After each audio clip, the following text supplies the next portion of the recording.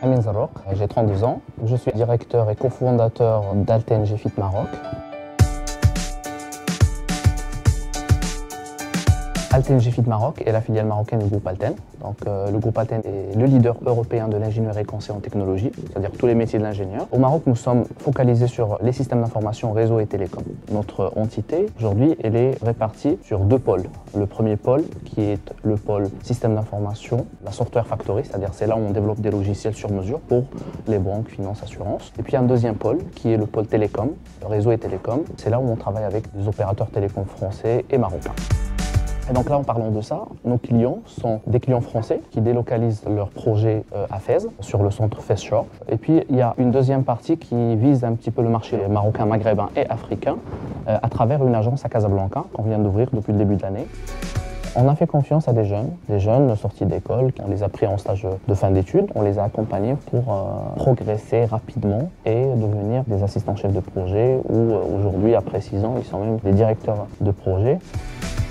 Alors mon parcours, moi je le trouve assez atypique par rapport à ce que je fais maintenant, parce que je suis de formation très technique. J'ai déjà obtenu une maîtrise ici à Fès en sciences appliquées, informatique, et puis j'ai terminé mes études en France pour obtenir un master système d'information distribué.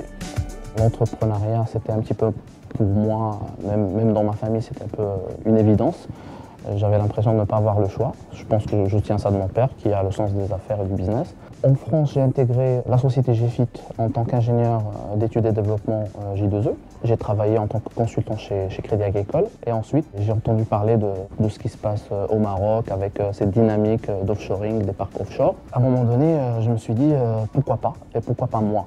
J'ai pris mon courage à deux mains et je suis allé voir mes directeurs, qui sont devenus mes associés par la suite, pour leur proposer un projet qui s'appelle GFIT Maroc, la filiale offshore de GFIT.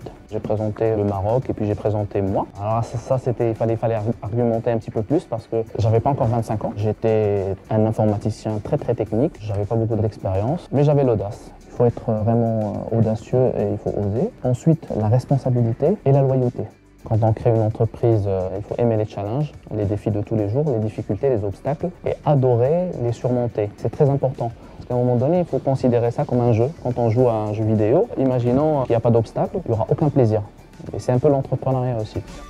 J'ai des journées qui ne se ressemblent pas. C'est épuisant, mais c'est excellent. Je pense que c'est ce que je voulais. Alors, ma journée entre Fès, Casa et Paris. Bien sûr, j'essaie de garder un petit peu d'énergie et de temps pour ma femme et ma fille. Je saisis cette occasion pour remercier ma femme pour tout ce qu'elle a fait pour moi. Elle m'a encouragé, m'a boosté et c'est beaucoup grâce à elle que je vis mon rêve aujourd'hui.